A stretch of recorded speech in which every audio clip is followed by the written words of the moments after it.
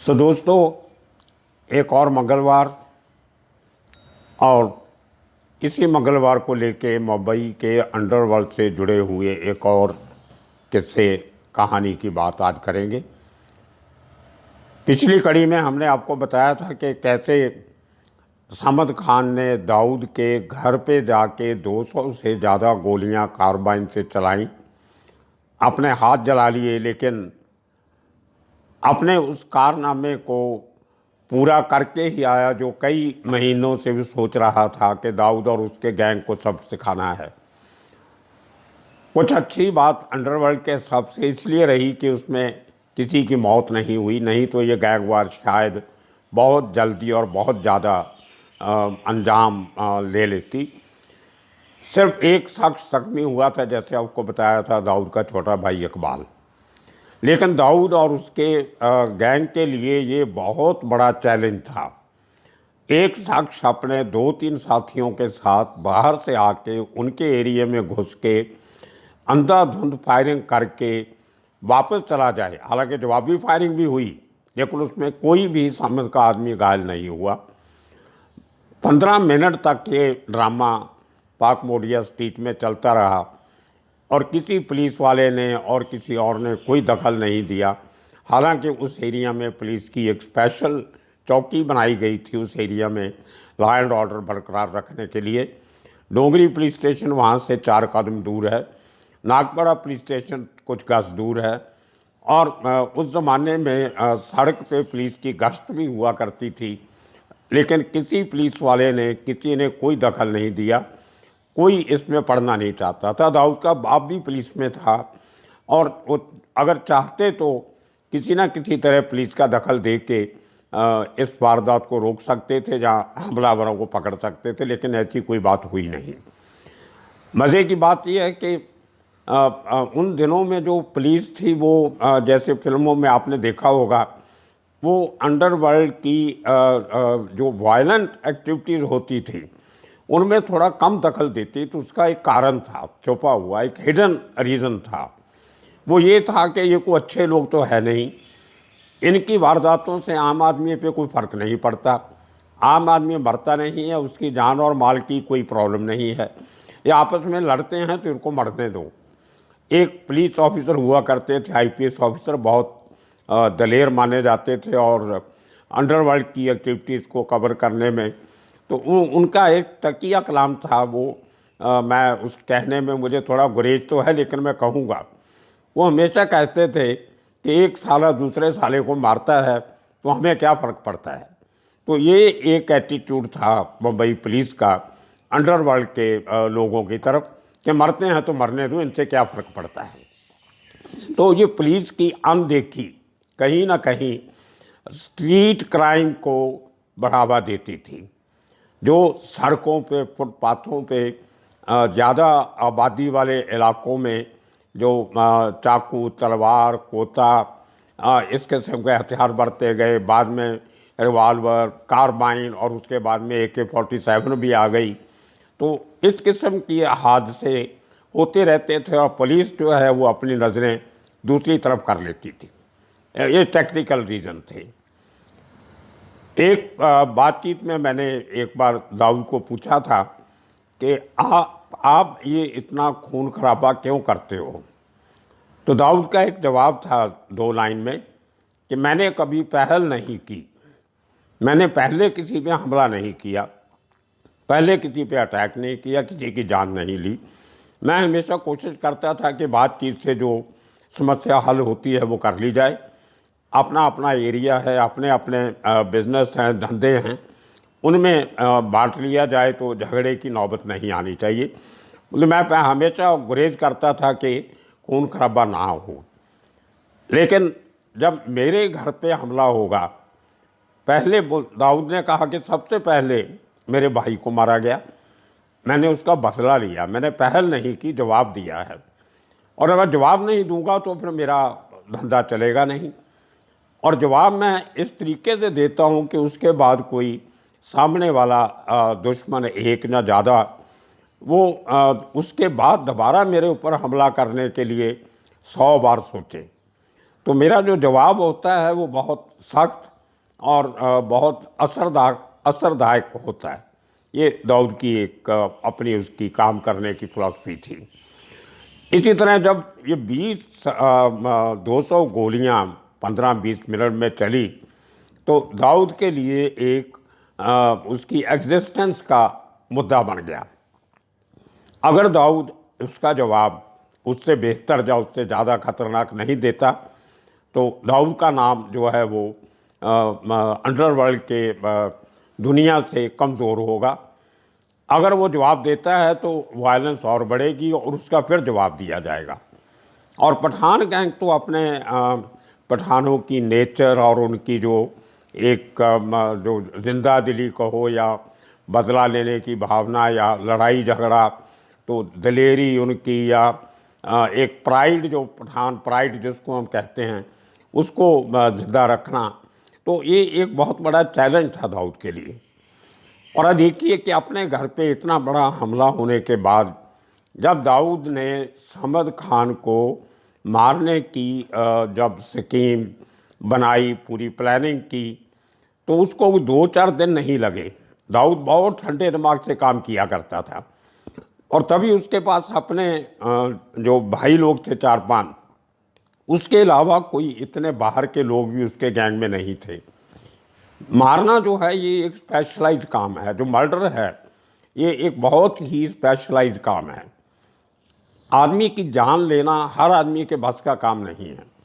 आप किसी अच्छे खासे आदमी के हाथ में रिवॉल्वर दे दो और उसको बोलो कि फलां आदमी को मार के आ जा, तो वो 50 बार सोचता है। मारने गया जाके भी उसकी हिम्मत नहीं होती गोली चलाने की। अंडरवर्ल्ड में भी बहुत बार ऐसा हुआ है जब लोग गए, लेकिन एट बिल्कुल लास्ट मोमेंट पे उनके हाथ कांप गए या किसी और कारण वो गोली चलाने से डर गए तो वापस आ गए। तो ये ऐसे बहुत सी किस्से अंडरवर्ल्ड में मशहूर हैं। तो इसी प्रॉब्लम को समझते हुए जो एक कंसेप्ट अंडरवर्ल्ड में आया जिसको हम हायर्ड किलर्स कहते हैं, तो उन लोगों को हायर किया जाता था जो मारने से डरते नहीं थे, गोली चलाने के समय जिनके हाथ नहीं कांपते थे, और दूसरी बात होती थी हथियार आप कौन सा लेके जा रहे हो। ये बढ़िया हथियार आने के पहले जो देसी हथियार इस्तेमाल किए जाते थे, जिसको अंडरवर्ल्ड की भाषा में कट्टा कहते हैं, देसी कट्टा, वो यूपी और बिहार से बन के आते थे। बनाए तो बहुत अच्छे जाते थे, लेकिन एन मोमेंट पे कभी तो उसका स्प्रिंग खराब हो जाता था, कभी गोली जो है वो उसकी नाल में अटक जाती थी, कभी चली तो वो निशाने पे लगने के पहले ही फट जाती थी। तो ये बहुत सारे एक इनबॉर्न हैज़र्ड्स थे, प्रॉब्लम्स थी, जिसकी वजह से ऑपरेशन पूरे नहीं होते थे। इसलिए ज़रूरत पड़ी महंगे हथियारों की, और महंगे हथियार हिंदुस्तान में तो बनते नहीं थे, बाहर से आते थे। और उसके लिए सबसे बड़ा जो अड्डा था हथियार लेने का, वो ज़्यादा पाकिस्तान से स्मगल होके आते थे, या नेपाल से स्मगल होके आते थे, या बांग्लादेश से। और उन्हीं दिनों में श्रीलंका में एलटीटी और श्रीलंका सरकार की लड़ाई चल रही थी बहुत ज़बरदस्त, बहुत सालों से। तो काफ़ी सारे हथियार समुंदर के रास्ते वहाँ से स्मगल होके मद्रास आते थे, और मद्रास से वो मुंबई के अंडरवर्ल्ड को सप्लाई किए जाते थे।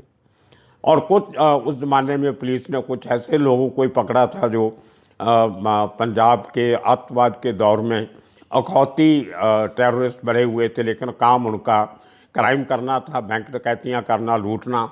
तो उन्होंने बॉम्बे में जाके भी कई बैंकों को लूटा और लोगों से फिरौती भी मांगी। कई सारे उनमें से पुलिस एनकाउंटर में मारे गए। तो वो लोग भी ऐसे करते थे, अपना काम करके बैंक लूट के या जिसको मारना था मार के अपने हथियार जो थे AK-47 कार्बाइन वगैरह, वो सब मुंबई के अंडरवर्ल्ड के लोगों को भेज जाते थे। और मुझे ये भी मालूम है, मैं अपने आँखों से देखा हुआ है, एक इसी किस्म का एक सिख किरदार जो बाद में 25 साल जेल में रहा, अभी थोड़े साल पहले वो सब अपनी सज़ा भुगते बाहर आया है। वो आदमी समद खान के ख़ास आदमी कालिया अंथनी को आर्थर रोड जेल में मिलने जाया करता था, और उसके थ्रू जो उसके पास कुछ हथियार थे उसने कालिया अंथनी के थ्रू पठान गैंग को बेचे। तो ये एक तरीका था हथियार इकट्ठे करने का। और दूसरा एक बड़ा अजीब साधन था हथियार लेने का, जो पुलिस ने हथियार जो सीज किए होते थे क्रिमिनल से, ख़ास तौर पे मध्य प्रदेश में और उत्तर प्रदेश में, जहाँ डकैती के, चंबल की घाटी के डाकू, डकैत, फिरौती करने वाले, किडनैपर्स, वो लोग जो हथियार इस्तेमाल करते थे, तो पुलिस जब वो सीज करती थी हथियार, तो पूरे के पूरे हथियार जो है वो पंचनामे में एंट्री नहीं होती थी। 5 हथियार पकड़े तो 4 की एंट्री करते थे, एक अपने पास रख लेते थे किसी और वारदात में इस्तेमाल करने के लिए। तो कुछ पुलिस वाले भी ऐसे थे मध्य प्रदेश और यूपी के, जो इस किस्म के बढ़िया हथियार जो डाकुओं से, जो और बड़े क्रिमिनल से पकड़े गए होते थे, वो बाहर बेच देते थे अपने बड़े अफसरों से मिली भगत के साथ। तो ये बातें मैं आपको इसलिए बता रहा हूँ कि जब समद खान ने दाऊद के घर पे कार्बाइन से अटैक किया, तो दाऊद के पास सबसे बड़ी समस्या ये थी कि अब जब समद पे अटैक करना है तो हथियार इस किस्म के इस्तेमाल किए जाएं जो एकदम मौके पे धोखा नहीं दें। अगर गोली मारनी है तो गोली चलनी चाहिए और गोली निशाने पे लगनी चाहिए, तो जो टारगेट है वो मरेगा। इसलिए दाऊद ने सबसे पहले तो उन लोगों की तलाश जारी की जिन लोगों को हम कंट्रैक्ट किलर, जो शार्प शूटर बोलते हैं। और मुंबई के बाहर कुछ एरियाज़ हैं जो बहुत उजाड़ किस्म के एरियाज़ हैं समुद्र के किनारे, वहाँ पे इन लोगों को ले जा के अपने आदमी साथ में भेज के इनको गोली चलाने की, टारगेट प्रैक्टिस की ट्रेनिंग दी जाती थी, टारगेट प्रैक्टिस करवाई जाती थी। और ये पहले देखा जाता था कि ये आदमी जो कहता है कि मैं ये कर सकता हूँ, वो कर सकता हूँ, वाकई इसका निशाना सही है कि नहीं है। आपको याद होगा, वो चार्जशीट में भी है, बहुत अखबारों में आया कि जब 93 के ब्लास्ट के टाइम पे जो हथियार आए थे पाकिस्तान से, उनमें AK-57 की जो AK-56 की जो ट्रेनिंग थी वो श्रीवर्धन के समुद्री इलाके के पास एक जंगल में दी गई थी। राजू चिकना और दूसरे लोगों ने टारगेट प्रैक्टिस वहाँ पे की, अगर ज़रूरत पड़ी तो गोली चलानी कैसे है, और हैंड ग्रेनेड चलाने की ट्रेनिंग दी गई। और तो ये सब एक चीज़ें आहिस्ता आहिस्ता अंडरवर्ल्ड सीख गया था कि जिसको टारगेट करना है वो पक्के तरीके से टारगेट किया जाए। और उस समय समद जो था वो दाऊद का दुश्मन नंबर 1 था। बात अकेले समद की नहीं थी, पूरे पठान गैंग की थी। अगर समद जिंदा रहता है तो पठान गैंग और मजबूत होगा, क्योंकि मुंबई के और महाराष्ट्र के अंडरवर्ल्ड में उस समय दाऊद के घर पे 200 गोलियां चलाना अपने आप में एक बहुत बड़ी अचीवमेंट गिनी जाती थी। तो 1 साल पूरा दाऊद को लगा समद को ढूंढने के लिए, वो आदमी ढूंढने के लिए जो गोली चलाएंगे और डरेंगे नहीं, वो हथियार ढूंढने के लिए जो ऐन मौके पे धोखा नहीं देंगे, और उसके बाद एस्केप रूट। सबसे जो मुश्किल काम होता है, वारदात को अंजाम देना तो आसान होता है, लेकिन फिर वो मौका है वारदात से सेफ्टी से भागना, अपनी जान ही नहीं बचानी बल्कि हथियार भी बचाने हैं। क्योंकि उस ज़माने में एक हथियार 2-2, 2.5 लाख का आता था, बढ़िया हथियार जो इम्पोर्टेड होते थे। तो इतने पैसे लोगों के पास नहीं होते थे उस ज़माने में, अंडरवर्ल्ड की कमाई इतनी नहीं होती थी, फिरौती भी होती थी तो किसी को पकड़ा 2 लाख मांग लिया, 4 लाख मांग लिया, करोड़ों की बात उस ज़माने में कम होती थी। तो ये बहुत बड़ी प्लानिंग हुई कि जो 5-6 हथियार इस्तेमाल किए गए, जिसमें कार्बाइन भी इस्तेमाल की गई, रिवाल्वर भी इस्तेमाल किया गया, पिस्टल भी इस्तेमाल हुआ, और हैंड ग्रेनेड भी साथ में लेके गए थे, लेकिन उनकी ज़रूरत नहीं पड़ी। तो फिर जो कैमोफ्लेज रखना होता है, ऐसा तो नहीं कि आप गए अपने टारगेट के कमरे में घुसे, जाओ उसकी गाड़ी देखी और गोली चला दी। और समद जैसा आदमी जो बहुत शातिर था और अपनी जो ट्रेल थी वो बाखूबी उसको कवर करके रखता था, उसके ऊपर अटैक करने के लिए ये सब बातों की बड़ी पूरी प्लानिंग, एक जैसे मिलिट्री ऑपरेशन होता है उस किस्म का ऑपरेशन ये गिना गया। तो उस 1 साल के अंदर अंदर जब तक दाऊद के हाथ समद तक नहीं पहुँचे, तब तक समद ने जो मुंबई को हिला के रखा वो अपने आप में एक बहुत बड़ी कहानी है। आज इतना वक्त नहीं है कि वो सब बातें बताई जाएं। वो कुछ मेरी किताब में आएंगी, कुछ मेरे आने वाले एपिसोड में आएंगी। लेकिन आने वाले इस एपिसोड में जब दाऊद को मालूम पड़ा कि समद कहाँ है, और एक बात आपको बता के ये एपिसोड ख़त्म करेंगे कि जब एक दाऊद को खबर आई कि समद खान फलां बिल्डिंग में, फलां कमरे में, फलां फ्लैट में ठहरा हुआ है, तो इनके खबरी ने खबर दी कि साहब पक्की खबर है, समद वहाँ पे है और पूरी रात वहाँ पे रुकेगा और सुबह जाएगा। दाऊद ने पूरी प्लानिंग जैसे किसी को मारना होता है वो की। उस बिल्डिंग को इसके लोगों ने घेरा, पूरी रात वहाँ पे पहरा रखा और सुबह वाकई ही समद वहाँ से निकल के गया। दाऊद ने मारा नहीं। वो ये कंफर्म करना चाहता था कि मेरा जो खबरी है उसकी इन्फॉर्मेशन बराबर है कि नहीं है, वो देखने के लिए, क्योंकि तभी दाऊद की तैयारी पूरी नहीं थी, इतने उसके पास हथियार नहीं थे, वो खूंखार किस्म के कंट्रैक्ट किलर या हायर्ड किलर नहीं थे, शार्प शूटर नहीं थे। लेकिन एक बात दाऊद के दिमाग में कंफर्म हो गई कि जो मेरा खबरी है वो पायबंद है, उसकी खबर सही है। ये ऐसे हादसे भी आपने कभी ना फिल्म इंडस्ट्री में देखे होंगे ना फिल्मों में देखे होंगे कि कितनी माइन्यूट डिटेल्स के साथ वो अपने ऑपरेशंस को अंजाम दिया करते थे। और ये बात दाऊद ने समद के मर्डर के बाद अपने कुछ खास लोगों ने बताई और उनसे ये बात मुझे मालूम पड़ी कि दाऊद ने कहा कि उस दिन मैं तैयार नहीं था, लेकिन मुझे एक बात कंफर्म हो गई कि नेक्स्ट टाइम जब मेरा खबरी मुझे इन्फॉर्मेशन देगा तो पुख्ता होगी और मैं पूरी तैयारी के साथ जाऊंगा। और वो इन्फॉर्मेशन कब आई, कैसे आई, दाऊद समद का मर्डर कैसे हुआ, ये आपको आने वाले एपिसोड में बताएंगे। इंतज़ार कीजिए आने वाले गुरुवार का, मैं जिसको वीरवार कहता हूँ, और उसके साथ ही समद और दाऊद की इस लड़ाई का जो अंजाम हुआ वो आपको बताएंगे। तब तक के लिए इंतज़ार कीजिए। शुक्रिया, धन्यवाद।